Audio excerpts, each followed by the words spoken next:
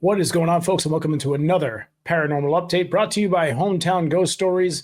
This time, we have some brand new ghost stories coming from all around the world. Now, these are fresh stories with updates and some breaking news. Let's hop into this week's Paranormal Update.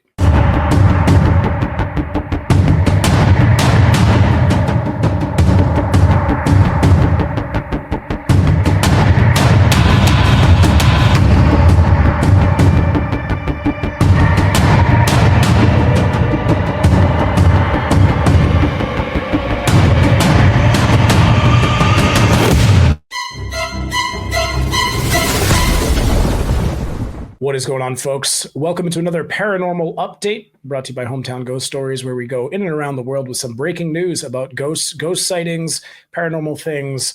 Could be anything, UFOs, cryptids. You never know what you're going to get. We don't know what each other is going to bring to the table here, so I know my story. But Rob and Dave, they are bringing their own. And speaking of which, we're joined by Dave. Hi, Dave. Hey, what's going on? And Rob. Hello, Rob. We are so passionate about bringing you the latest paranormal news that we pay ourselves to do it. You said it was brought to you by us. Like it doesn't, I don't understand. We sponsor us. Do we sponsor us is what you're saying? We recommend us. We recommend that you listen to Hometown Ghost Stories. Still waiting for my check in the mail, folks. All right, I'll take it up with the HR department. Let's start with this one. This is breaking news. It is a story that we covered diligently on our episode on Jack the Ripper. We also covered it on Talk is Jericho. We were on an episode with Chris where we broke down the case, went through the suspects and the hauntings. There are hauntings also tied with the victims of Jack the Ripper and potentially from Jack the Ripper himself. This is coming from newsnationnow.com. Jack the Ripper's identity revealed after DNA match, historian says. The infamous killer who terrorized London women has largely been referred to as simply Jack the Ripper until now. Historian Russell Edwards says that he has identified Jack the Ripper as Aaron Kosminski through DNA match of a shawl found at the scene of one of his murders. I think it's safe to assume he's still going to be known as Jack the Ripper, and nobody's going to call him Aaron Kosminski. Kosminski. Sure. Kosminski. And Aaron the Ripper just doesn't have the same. It doesn't. The same ring to it. Kosminski the Ripper is kind of fun, but not named Jack. Too much. According to this. So Kosminski was a Polish immigrant who came to Whitechapel, England in 1881 alongside his brother. He became a barber once in the British capital. Edwards told the Today Show Australia that he came to purchase the shawl in 2007 after it was purported to be at the scene of the murder of Catherine Eddowes. Kosminski, who was age 23 at the time of the murders, has long been considered a suspect. He had schizophrenia and was in a mental asylum at the time of his death in 1919. Thanks to Kosminski's oldest brother's great-great-granddaughter, the revelation was made after they provided a DNA sample. So who was Jack the Ripper? Jack the Ripper has lived in infamy and lore for more than a century after he committed murders of at least 5 women in Whitechapel between August and November of 1888. Police never found Jack the Ripper, who was also referred to as the Whitechapel Murderer and the Leather Apron. He was infamous for slitting the throat of his victims before removing internal organs of at least 3 people. Some of the victims have been thought to be prostitutes, but according to Penguin Books, there is little evidence to support this. Now, I've read a lot of books about penguins. Yeah. And I've read nothing about Jack the Ripper in any of those books. So not much. That's wild. A murderous penguin would be a better reveal for this story, though. Who would have thought? Is it a confirmed match to Jack the Ripper? According to the Daily Mail, Edwards has hired a legal team to help gain an inquest after he found a 100% DNA match. Descendants of both Eddowes and Kosminski has backed this move. As he told Today, Edwards and his team have sent a letter to the Attorney General requesting permission to go to Britain's High Court for a further inquest. The hope is that Kosminski can legally be tied to the murder. The name Jack the Ripper has become sensationalized. It has gone down in history as the famous character. Karen Miller, the great-great-granddaughter of Eddowes, told the Mail, quote, "What about the real name of the person who did this? Having the real person legally named in court, which can consider all the evidence, would be a form of justice for the victims. We have got the proof. Now, we need this inquest to legally name the killer." That's where we're at. Your English accent went from north to south to east real quick. We don't really know where she's from, so we move around. Yeah. We all the bases. Love it. That is that story. So we covered the shawl and the story behind it. And I believe, now I'd have to go back and recheck our notes, but according to this, it was only the DNA of Kosminski that was found on this shawl. 100% match. His DNA is on it. The debate around the shawl, I believe, was that there's no real confirmation that it was actually at the scene of the crime. There was also no confirmation that it was actually owned by Catherine Eddowes.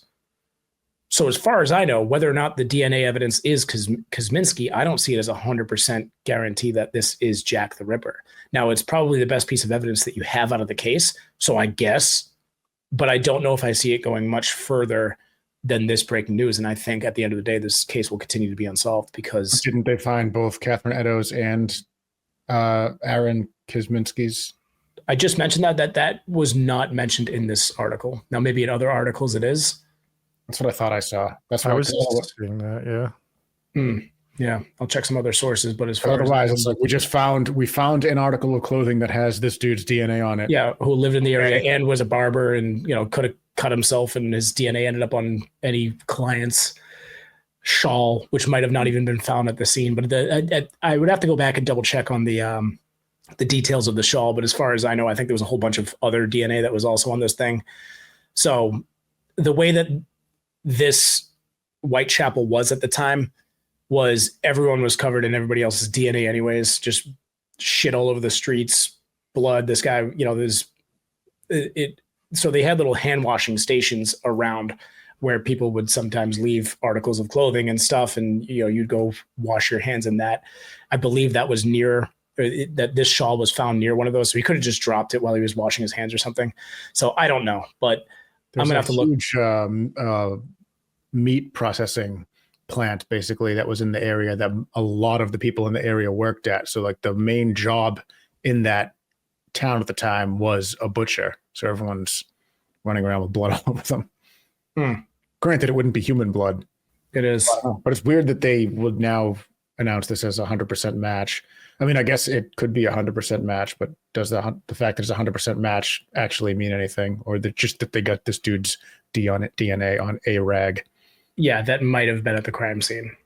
I'd like another testing of it as well. Like because he's coming out with his findings, and I'm sure he used somebody, but let's get like an impartial person that's not being paid by him to test this as well. I'm not calling him a liar. I don't doubt the DNA test. I just doubt the circumstances surrounding the scarf, right? Or the shawl. Yeah, critics of the Kosminski theory have pointed out that there is zero evidence that the shawl was ever at the crime scene. It could have been. It also could have been contaminated over the years. So I still think this is shaky. I don't think this really proves anything. It just proves that Kosminski's DNA was on a shawl. Yeah. So I'd have to see more evidence that this shawl was actually found at the crime scene. And you're talking about a case that's so long ago. Like, we're not going to find new evidence. You just linked DNA to a guy that was one of the suspects, but you're not going on much here. I don't think this is going to be enough to prove that he was actually Jack the Ripper. It's not enough to convict even today, right? Like, you just can't convict off of a article that may or may not have been somewhere that has DNA on it. Like, if you have, they would have to undoubtedly prove that it was actually at the crime scene when it was found, and there's no way to do that now. So. Right. Until then, we shall see. We shall see. Our main suspect shall still be H.H. Holmes. Yes, for sure. Well, that was a heck of a story, Jesse. Dave, do you have a fun story for us as well? Yes, I do. This was from February 11th, 2025, but the story actually takes place back in the 1960s. There was an interview done with rock legend Sammy Hagar from the band Van Halen. And this article is by unexplainedmysteries.com by TK Randall, and is titled "Rock Legend Songs Were Inspired by His Own Experience with Aliens." Oh. Back in the 1960s, Sammy Hagar had an experience that would go on to have a profound effect on his life and career. There seems to be an unusual connection between music legends of the 60s and 70s and the UFO phenomenon, with artists such as David Bowie becoming synonymous with the idea of alien visitation. Another example is Sammy Hagar, a rock legend who based some of his music on a close encounter that he had experienced one night at his home in California's San Bernardino foothills in the 1960s. He maintained that he had been lying in bed when he felt like someone was tapping into his brain. He then claimed to have witnessed two alien entities on a hillside nearby. Quote, "They were playing with a numerical code, but it wasn't from our numerical system," he told the classic rock back in 2013. And then suddenly this telepathic connection broke, and I could actually see them go back into their ship in a beam of light. Zap, like lightning. Glad he included the sound effect. Yeah, I know, because otherwise I've been like, wait, what does that lightning sound like? What I would have really liked would be for David Lee Roth to just lean in over his shoulder to say zap, because that's a David Lee Roth thing. Zap! Yeah, for sure. And this all happened when he was in his bed. You know what? You know what they say? If you lie in your bed, you'll lie anywhere, and you'll lie on the record about UFOs. Oh, damn. Oh, Breaking news. That was good. Revealing. You guys can use that saying whenever you want. I give you permission. I've actually already asked for it to be on my tombstone. Perfect. Consider it done. Quote, "For a second, there was an infinity of white." That doesn't make sense. Why? What could it be, for a second or for infinity? For an infinity. No. I think he just means a lot of white. Yeah, he's saying that all he could see was white, not the time. Sure. It's a distance thing. It's got a map evolved. Don't worry about it, Dave.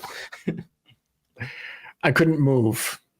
Wait, are you trying to tell me that infinity is just tied to distance? No, it could be. He's using it in terms of distance as opposed to time on this. Sure. I couldn't move, and then it was over. It's possibly got flashbanged. I know, right? Couldn't move. By David Lee Infinity Roth. of Light. Yeah.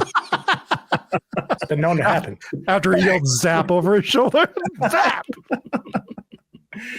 It scared me nearly to death. Jump! It was an experience I couldn't understand. The experience went on to influence much of his musical career. Quote, "My ego was telling me, these aliens have programmed you to be a rock star," he said. "So I used it as a tool to write songs about outer space and the future. Songs like Crack in the World and Silver Lights, which is about the second coming of Christ, Jesus coming back in a spaceship."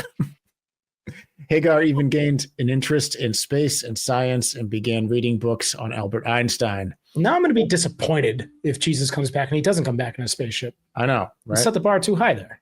Also, there's a lot happening here. There's a lot of directions there's an infinity of directions that he's interpreting this sighting. He said 3 sentences and about 18,000 things. Jesus is coming back. He's supposed to be a rock star. What is happening in this interview? Yeah. And it ended with, quote, "I went on a quest and I'm still on it." Okay. So, yeah.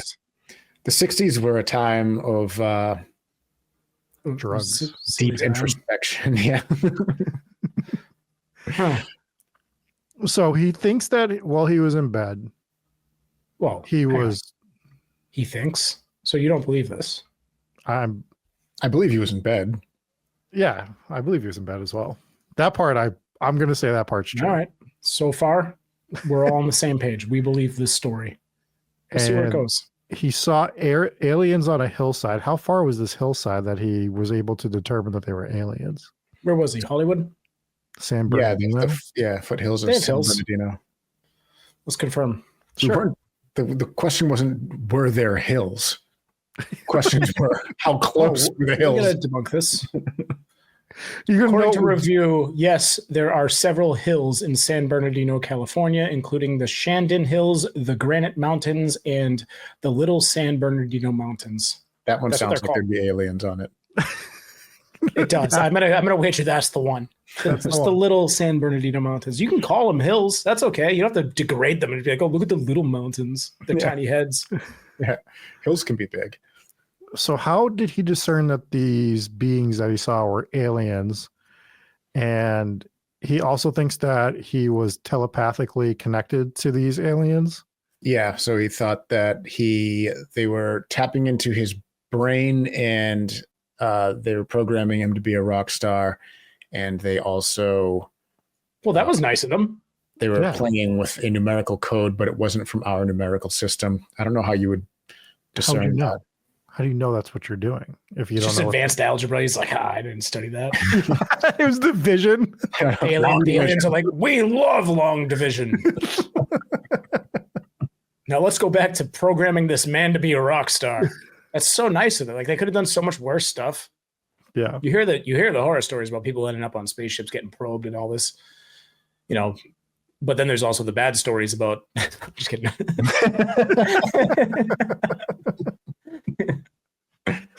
Yeah, this is a wild story that he has here. I don't know, man. So alien stuff is always weird for me because I truly believe that they exist. I just don't know if we've ever actually encountered them here. Yeah, But- I've seen like the footage. So I believe they're flying by every once in a while. So does the government. So I've seen some of those videos, and I'm like, okay, so something's got to be out there. But I don't think they're all that. I don't think they're all that interested in what's going on on Earth. If they're this advanced with what they can fly, and if they're doing all this crazy stuff, zooming around, I think they might be coming around, keeping an eye on us. But then when they take a closer look, they see us all just killing each other. They're like, oh, these idiots are. We're not wasting our time with these guys. They're still at war. They've been doing that forever. It's basically that South Park episode where the aliens just use us as a reality show. It's just Earth. And it just I can see that. is essentially what it is. Yeah. Crazy story though. If there are aliens on other planets, then they would, there's nothing that suggests they would be humanoid or anthropomorphic or anything like us at all. Actually, Carl Sagan was writing about what different aliens would look like if they lived on different planets in our solar system. And he used Saturn, for instance, which is basically just all gas. And he said for something to live on that, the way it would have to evolve to its environment is you'd probably have something sort of like a little hot air balloon type creature that kind of just just expands and floats around in the gas. And it's just basically like we are the way we are because we're a product of our environment. We've evolved with our environment. So you basically have to look at different planets and what the terrain is like and what the atmosphere is like and how things would evolve or adapt according to that area. So, it's possible. Thanks a lot, Dave, because now I'm in fear that we're going to get invaded by sentient hot air balloons. That would be their war cry is just wee. Hot air balloons don't make that noise. The people on the hot air balloons make that noise. They might. They have one large hot air balloon that transport a bunch of smaller hot air balloons. Yeah. I feel like anybody traveling around on a hot air balloon has like a handlebar mustache and a kazoo at all times. Have to. And a bored wife. The wife's on there just bored. Oh man. All right. Well, that was a fun story. Mm. My story, we have to watch a quick clip. Cool. And I'm just not going to say anymore. We're just going to get into it. So let me present to you this 9-second clip that we must watch. It's of a child who starts to crawl and then bam! Did you see it? Yeah, he stretched his leg. Let's watch this again. Child crawling, and a woman was left baffled after she recorded her child playing and noticed what appeared to be something pulling her leg. Justice 2, 23. That's the name. The name is Justice 2. Can you spell, what's the spelling of two? TEW. Okay. That's the last name. All right. Yeah. From I Idaho. thought I wasn't sure if it's the sequel. Justice 2 sounds like an alien. 23 from Idaho spotted something strange about her daughter's movement when she replayed the recording. In the video, the girl crawls around and one of her leg randomly ascends into the air. I was watching her dance. Quote, I was watching her dance and play with her toys. So I recorded like I am always doing. And I noticed something off about her movements. So I stopped the recording to rewatch and noticed that it looked like something pulled her leg, Two told Newsweek. I felt a little scared and worried, so I immediately started praying over her in the house. Then we get a breakdown of the baby getting pulled by the alleged poltergeist here. As you can see, the leg is back, and then the child is fine and sitting down. Two uploaded the video to TikTok, along with the on-screen caption, quote, "Did a ghost just pull her leg?" The clip, which included the caption, "Can someone explain?" garnered 304,000 likes and 5.9 million views on TikTok. That's a lot. Social media blew up and told me to cleanse and move out mainly, which I think they might have meant immediately. Mainly, I don't know what that word means there. Maybe mainly. Like mainly that was what she got for comments. So oh, okay. Okay. I gotcha. Some comments under the video show viewers spooked by the scene, weighing in on whether the leg movement was a result of some kind of paranormal intervention or not. Quote, "Okay, so when this happens, usually it just means you need to pack all your stuff and leave like yesterday. Hope this helps," said Erica in one comment. It doesn't help, Erica. It doesn't help. What are you doing, Erica? However, a number of users thought the child's movement was just a result of her getting to grips with crawling and lifting her leg to stabilize herself after losing balance. That's what I Quote, thought. "Looks like her other knee slipped and she tried to catch herself from falling. If that's wrong, I was just helping you be able to sleep at night," quote, wrote one viewer. Comes from her left arm, quote, "comes from her left arm, causing her to stagger and try to stabilize with her right leg. Don't worry," end quote, said another user. Quote, "After looking at this a few times, the baby's left arm loses balance as she stopped herself from falling. That's why her leg went up," end quote, suggested a different viewer. And quote, "She lost balance and was trying to right her." Why did they need to include this many quotes about the balance thing here? Because I think that's what was actually going on. Crawling is a critical developmental milestone that supports a child's physical and cognitive growth. According to the OT Toolbox, there are various types of crawling, including belly crawling, hands and knees crawling, and bear crawling. Each offering, I love how this is just going, like the breakdowns here is just going. That's what we need. Each offering unique benefits for motor coordination and sensory processing. Observing a child's crawling patterns can reveal important details about their development, which could be helpful in understanding movements like those seen in Justice 2's viral video. So the debate rages. The debate rages. Also, like, we don't need to learn about the developmental impacts of crawling on a 2-year. Like, it has nothing to do with, I mean, all that information's fine.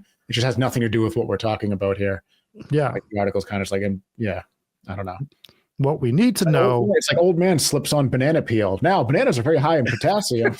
Okay, that's not the fucking point of the article. Yeah, so we watched the video twice.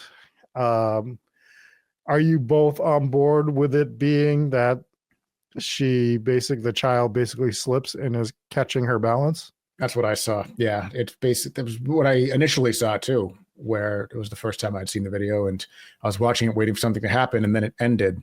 I was like, I didn't see anything other than like the leg go up, and it just looked like she was trying to catch her balance.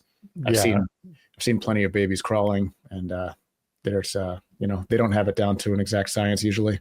Yeah, I mean, I think that's clearly what's going on here. It doesn't look like, if the leg went jerking way up and the baby got thrown against the wall, maybe. Yeah. But if it's not I don't think it's an unnatural movement, is what I'll say. It looks very much like a natural falling, catching your balance, sticking your leg out to try to maintain some balance, just instinctive. I mean, we've all been drunk and have fallen like this, I think, at some point in our lives. Just like that, yeah. Where you go down and you stick that leg out to, sort of counterweight yourself a little bit. So I think that it's clearly that. I mean, I hope it's that. We don't want a paranormal situation happening with a child. I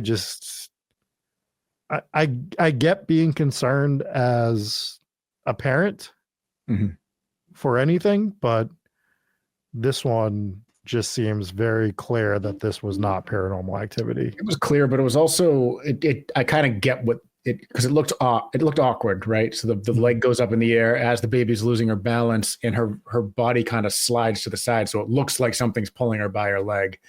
Like, I do understand how you could draw that conclusion, but I really just think it's a balance thing. Yeah, I agree as well. Yeah, it didn't look like anything paranormal. The first time I saw the video, I was like, all right, I hope I missed something, because that leg going up was just something that kids do. Like, it's just kid flopping around, just a clumsy toddler. It is what it is. Like, this is not, in my opinion, not anything even remotely close to being paranormal. And I mean, maybe if the house has a history of haunting or poltergeist activity, or if there's anything else going on in the house, then maybe you look at it a little bit more closely and try to figure out, okay, was this something that could be pulling on the baby's leg? But no, dude, no. Also, yes, with that article, what in the world were we doing explaining what crawling is at the end of that? that was 100%. They had a word minimum on their article, and they're like, I haven't hit that. Let's talk about crawling. Yeah. It's like, I've already shared 19 comments. I can't share. Every English teacher was punching themselves in the face with that concluding paragraph when you're supposed to wrap up the article that you're talking about and cover each point that you. No, that was poorly written. Shame on whoever published that article. And on I don't think it was anything paranormal there. What I have learned from this article is that we need to just start pushing your kids down to the ground and watching them try to balance, and then uploading it on TikTok so that we get 6 Rob, you're million not views. invited over my house anymore. You don't want 6 million views on TikTok? Tell your kids that we need No, to you're eat. just not allowed to record it. You can come push my kids down the stairs. I just don't want to record it. Is that such a crime? Yes, also our kids. Like, yeah, here's a video. Look at this 16-year-old crawling. Now, let me tell you what crawling is. And why it's important. Like, no shit. Kids need to crawl before they learn how to walk. Yeah, thanks. What, your kid wasn't born sprinting a 40? Like, come on. Well, that is that's going to do it for that article. So I thought it was a fun one to discuss. I think it's important to show the ones that are not actually paranormal as well, or very obviously not paranormal, so that we can maintain that control between the two. So sometimes we watch some of this footage and it pisses me off. That's where we're at. So that's it for this month's paranormal update. Have you found something in the paranormal news? Send it on over to us on Discord. Let us know what the source is, and we will review it and let you know what we think about it. Also, was Kosminski Jack the Ripper? Let us know what you think about that. I don't think so. I'm not convinced. I think the Shawl theory, even with the DNA, is still shaky, and I don't think we'll ever know. No. So that'll pretty much do it for this month's paranormal update. Thank you so much for tuning in, and we'll see you guys on Tuesday for another live episode of Hometown Ghost Stories.